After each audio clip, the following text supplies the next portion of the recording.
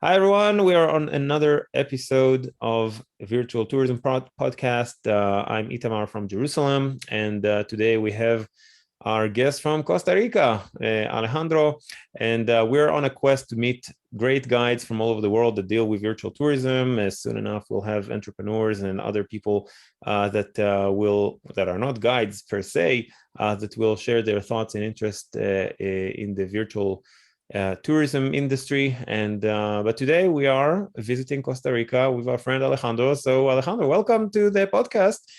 Tell us, who are you? Thank you. Thank you. Yeah. Welcome you all to Costa Rica. Costa Rica, Central America, right? So if some people, they don't know where exactly is this Central America. Okay, my name is Alejandro Cano. I'm a tour guide, licensed tour guide in Costa Rica. And I've been in tourism in person since about some 25 years or so, right? But yeah, I live here. Actually, I born in Colombia, but a long time ago. So I end up here. So this is the country I love now. I love Israel too. I lived there for a while. Wow, that's cool. Yeah, Where do you live in yeah, Israel? in Tel Aviv. That's beautiful. Yeah, in the famous Ramat Aviv. Ramat Super Aviv, nice. nice. Near the Yes, university. near the university, exactly. Near the university, like a couple of blocks from the canyon, from the mall, right? Very nice. Mhm. Tagore Street, actually. I remember Ah, that. Tago Yeah, Street. That's great. Yeah, know it. yeah, yeah.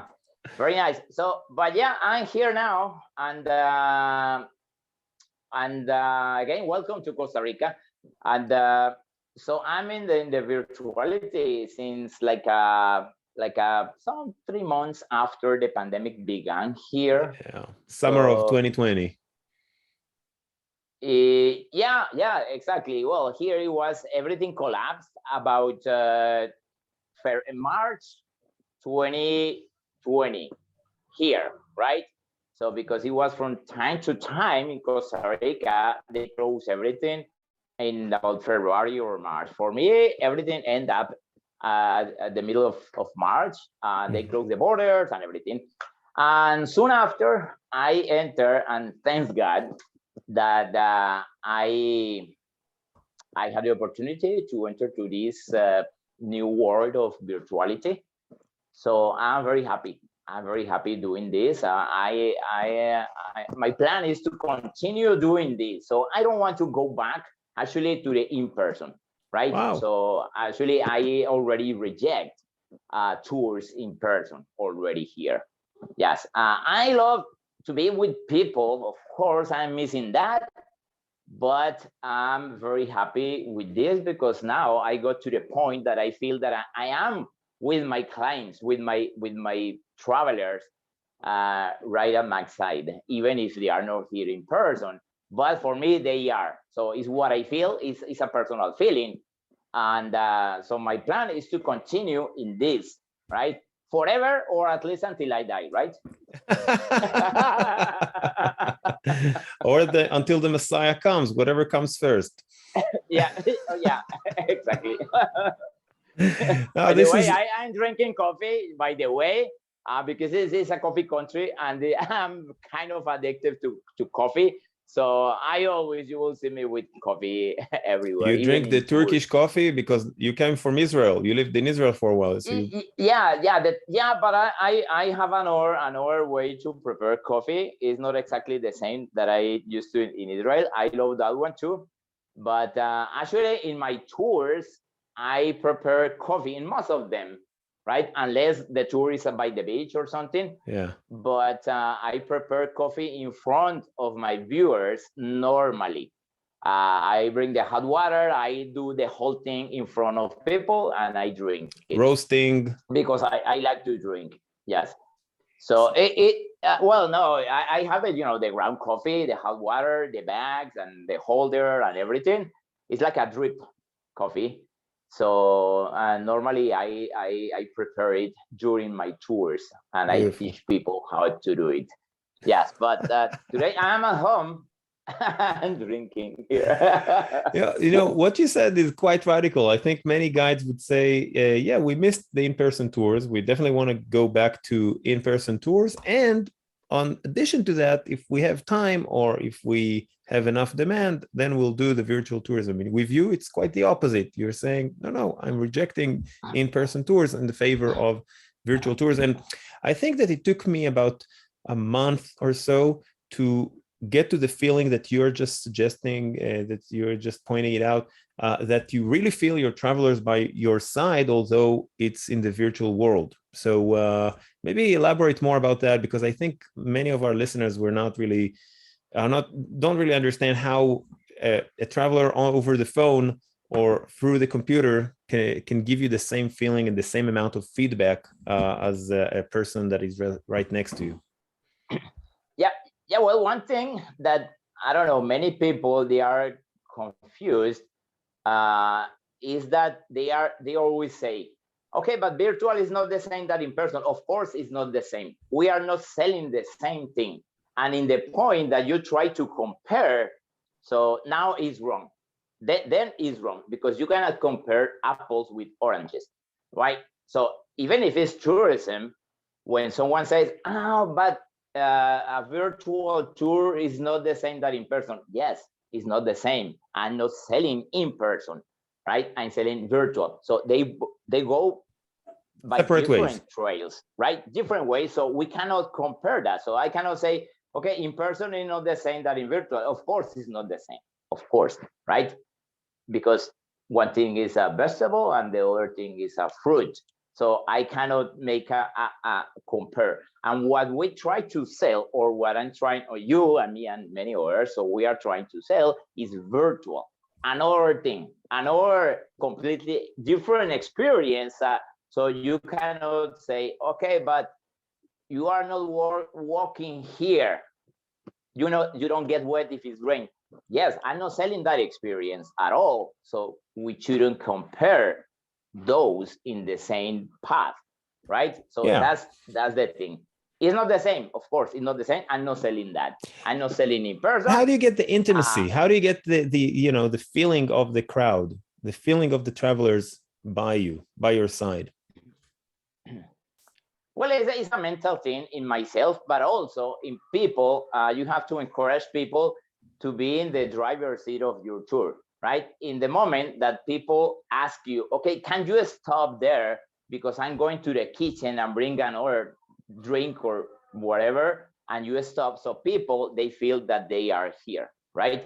And very important, if we as a guide we try to encourage people to be in charge, not like I'm walking this path because I said so. No, they can ask me, can you take that trail to the left?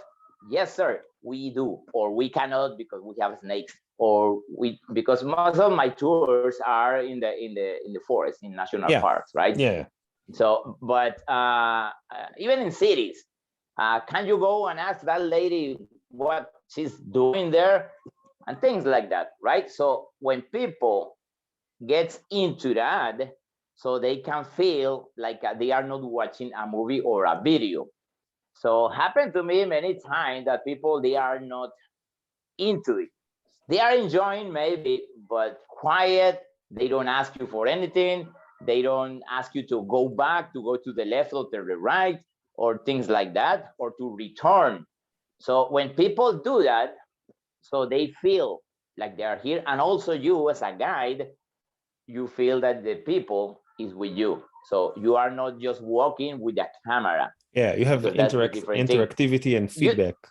That interactivity, yes, has to be involved also the environment, because you can have interaction, a question, okay, are you married? What's the temperature? Things like that. This is a phone call, right? A video call. But when you interact, you, the guide, I mean, you as a guide, your viewers and the environment, and I mean the trail, the path, the people around. Can you go to that corner again? I want to hear that music, things like that. So there are three things that are necessary for the real virtuality. Not only you and me, but the things around, right? Okay, let's talk with that lady. She's selling that fruit. So yeah, and then people and you as a guide, you can feel like you are. This is something very personal, of course, right? no, So totally it's in hear you, my man. personal case. Yeah, it's in my case, right? I think this I know is, probably. this kind of conversation between two virtual guides, we can understand each other, but people from the outside will say, okay, these guys need mental institution ASAP or something like that. Yes, something like that. But yeah, no, I totally understand you. It's just that I was surprised from what you said that you preferred the virtual over the in person. I must say myself, I'm not that far from it in the sense that I really get a lot of interactivity and emotion involved in the virtual tours with the people that I'm with. Yeah, I'm halfway there, maybe a little bit behind you, but yeah, very close. Yeah, well, the other thing is that in this virtuality, so I'm feeling I have to now study more to be updated with everything, because people, they are at home with Google, with books, with other people around, so they can ask you things, and you cannot miss that. You cannot fail, right? Most of the times, right? So I'm practicing my profession more professionally, right? Wow, this is Because a you great have to be very point. updated with things, right? Even if it's dates or in biology, that is my field, and things like that. So you have to read and study more, right? So I'm feeling more into the tourism that I love, right? So yeah. No, And this is in the great. other hand, yes, in the other hand, I want to continue with virtuality because I have a lot of clients. So I have, I do my own marketing. I'm with platforms, of course, Heygo, Beams, and I'm with Amazon. I love Amazon. Beyond there, I completely in love with Beyond there. Yeah, and some others, not many others, but I do my own marketing. So I have my own clients, right? So I have my own groups, my people, my web page, and I do my marketing. So I have a job, right? So thanks God. So that's in the other hand. So I want to continue with this, right? I think the pandemic it was just a speed up a process that should be, in some It was about point. to happen anyway. I agree. It will happen. It will happen. So we have people in hospitals. We have people who cannot travel. Correct. Because lack of money, lack of Health. healthy issues, or both altogether, or people that will travel but they want to see in advance, or people who already traveled but they want to show their friends or their family, their Or to relative. cover Okay, places they haven't been to. Yeah, or we were here. Those family reunions when the couple is trying to show the rest of the family. We were here and they show photos, kind of boring meetings. So now they can do it with a guide. We walk this way with this guy in that path. We were there instead of showing thousands of photos, very bored. So now they can do it virtually. People who already came here, people who will come here, and people who will not come here, right? So even a family, they can tell the kids, okay, kids, let's go and look for monkeys in Costa Rica, or look at nice places in Jerusalem, or in whatever it is, instead of watching The Simpsons for 1 hour, right? So that's another way of entertainment. Yeah. So I had already clients like that, like a family. Okay, I want my kids do something in this afternoon. Can you do that the next Saturday, next Sunday, or next Wednesday? Yes, I will. Right? Things like that. So the market is huge. It's enormous. In-person tours, you only have people who has vacation, a lot of days, a lot of money, and willing to go. Correct. Right? So you have the reduced number of people who can do that. Correct. Right? With this, they just need, I don't know, $60, $100, $200, and they will, right? Yeah. And they will travel. So I want to, if you can just describe to us one or two of these trails that you usually take? Just with the power of your words, tell us, what would you do on the one or two of your tours? Well, I began with city tour, right? Because it's easier. Simply, we have a internet connection, things like that.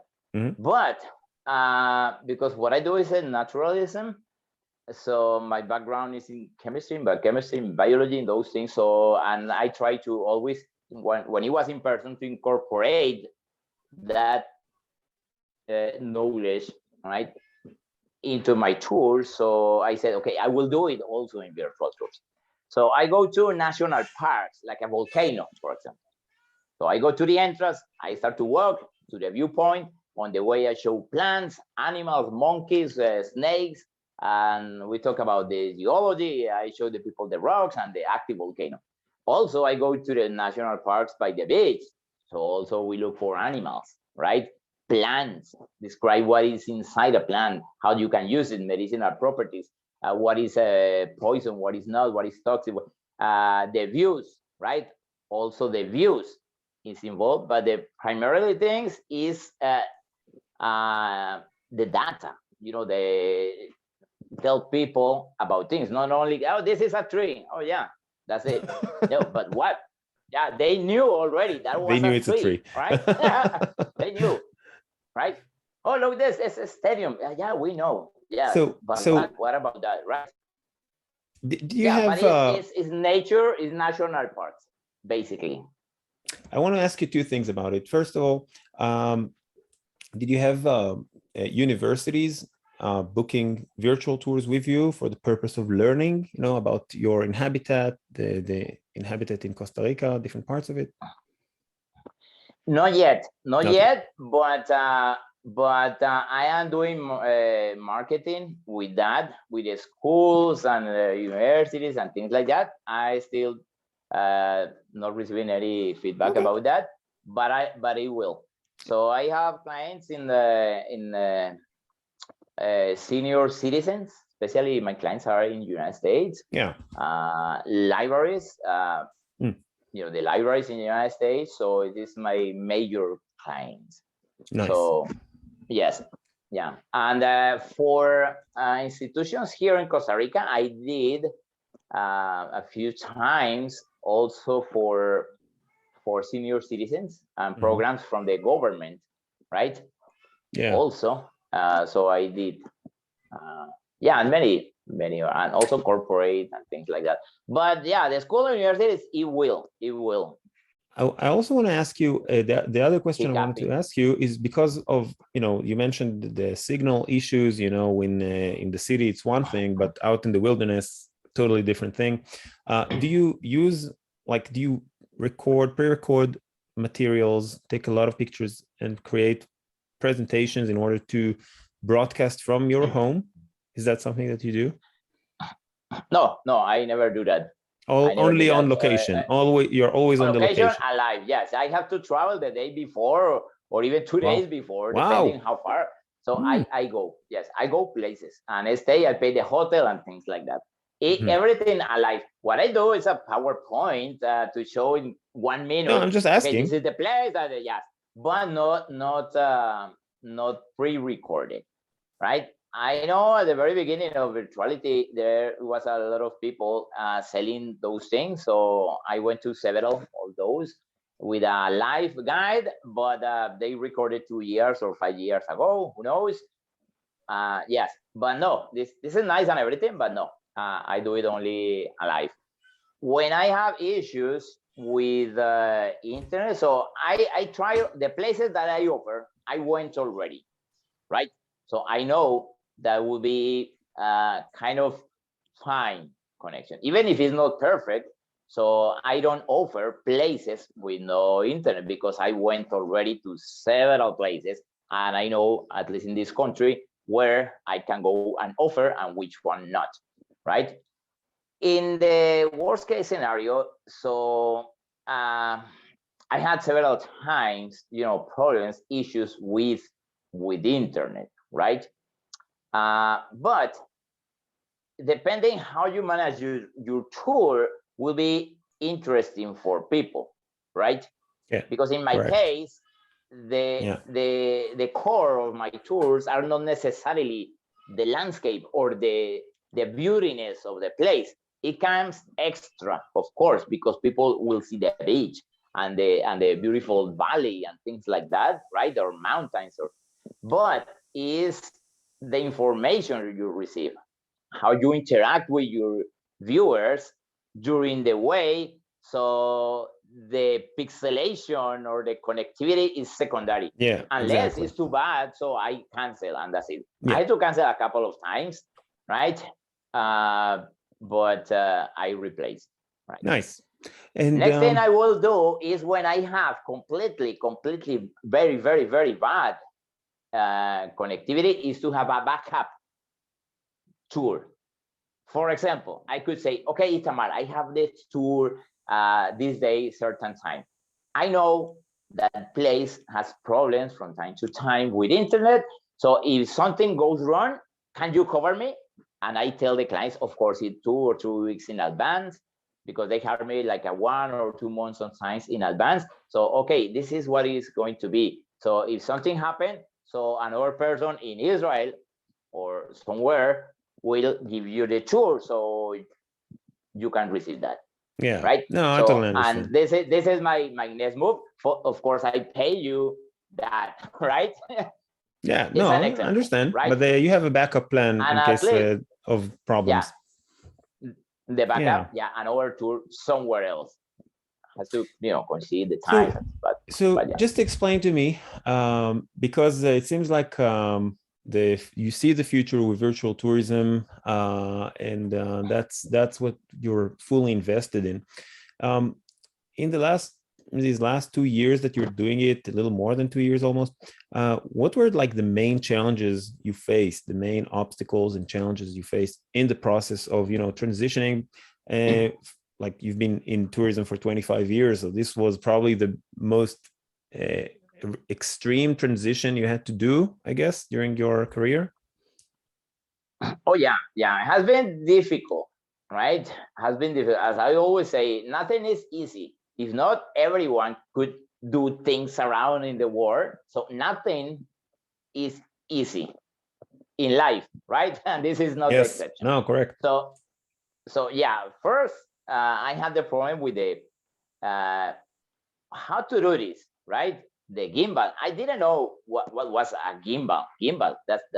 Was a new word for me, right? So gimbal, the cell phone, the connectivity, those things. Invest a lot of money going places and check several times, not only once, one way, the other way, the other, if the connectivity was okay. So then the security, right? In the case of in cities, right? So I have to go with some. This country is in general safe to the point that we have no army, right? But city is a city anywhere, right? So I have to go with someone checking if you never know, right? You don't want a guy running with his cell phone. Happened already to some other guys I heard. Wow. So yeah, I mean, happened in some other virtual tours I heard in the group things that some people lost the equipment. But here in Costa Rica and in Central America, I think in Costa Rica, very few people are doing this. Maybe 1 or 2 very some places, right? But I could say that I am almost the only one here, and a very few in Central America. So not too much competition, but real obstacles. I'm like talking about the obstacles, the hard part that you had. No, but competition, when I was doing tours in person, this country lives from tourism, basically, right? Lives from tourism. It's the main industry in Costa Rica since time ago, and it's growing more and more. When I was doing tours in person, I used to go to a national park, and I used to see 100 other guys working. So there is no competition, right? There's an abundance. Work for everyone. Yeah. Yeah, it's work for everyone. Yeah. So I tried here, and it was really sad because no one wants to do that here, right? I went to the government, the tourism minister. Ministry of Tourism. The institute, yes. So I had a lot of meetings. So I said, okay, guys, this is what I'm doing. I am in the point that I don't have to look for jobs anymore. I don't have to go for a long line to see if they will call me or not. So I have already this, and I have my colleagues, many of them, because of the pandemic, right? With no jobs. Try to promote this. I want competition, a lot of them, because there's work for all of us. Yeah. Right. And no one heard. No response. I went to travel agencies. I say, okay, guys, do this. I give you the idea for free and do it. They don't. I went to big, medium, and little agencies. No one. To the government. No one. I try personally with some colleagues. Okay, man, do this. Why not? You are not doing nothing. So do it. I'm waiting. Soon they will reopen the airport, and okay, they are still waiting, right? So yeah. No, this is amazing what you're saying, because I had the same process in Israel with agencies and with the government. I would say that our Minister of Tourism is a little more open to it, actually listen to it. He is in touch with me and other virtual guides in Israel. We are a bunch of almost 60 tour guides that know how to work virtually. This is, I totally hear you. I totally hear the frustration from it, but I think it will change. I think it will change in the next few months or maybe a year. They will realize this is a great tool, and it will change gradually. We're just a little bit of a pioneer, I would say. Yeah, and for now, well, I'm doing just like when I go to a national park. So I just go and like any other person, and take my cell phone, and it's like I'm making a phone call, right? Because we have no regulation for that. So if you go to and ask to the ranger, they will say, oh, that's prohibited, because it's the first thing they think. You are doing a documentary, a propaganda, or a TV movie, or something, right? Yeah. No, it is virtual tourism. Oh, we don't know what is that, but it's prohibited. Yeah. Is what I say, because they have completely, the ignorance. They have no concept of it. Yeah. No concept, right? So it's not typified in the law. So the first thing they say, okay, this is prohibited. What you are doing? No, I'm not recording a movie. I'm not. This is not a TV show or anything. I'm making a phone call, because basically we do a phone call, right? Yeah. Video. Yeah. Right? It's a video conference. Yeah. So still we need a lot of people in institutions, governments. Let them know what we do. Right? Yeah. A lot of work still to do. Yeah. So it seems like the challenge is not from, you are doing just fine what you want to do. It's just that there is not enough recognition from the outside of what you do and the value it brings to the country. That's basically what you're saying. Exactly. Now, soon will be, hopefully soon, right? I remember you talked something in the group about the metaverse and things like that, right? So sooner or later, hopefully sooner, we'll have better technology for that. So people will feel more like they are into the trail, even if it's with a glass or something, whatever they manage to do that. No, it's going to be very immersive. Yeah, very immersive. And imagine that you are walking in a path with wild monkeys and things and plants, and you feel like you can touch that tree, right? Instead of watching in 2 dimensions. I think that is coming soon anyway, right? And also better technology with the cameras of the cell phone, better antennas, right? So we'll have, even if the governments, they don't improve the system. In what generation are you? It's you have 5G too, or are you mainly on 4G? 4. Yeah. The 5 will be next year or something, but still the cell phones we use in 1 year will be different. Maybe more potency to capture, from far, right? Things like that. So it's not only the antennas, but how the devices, capture the signal, right? Yeah. So they are improving. Maybe we'll have a like a gimbals, so they are bigger with a stronger antenna connected to the phone. Who knows? Yeah, right? like a box, could be like a box that amplify the signal.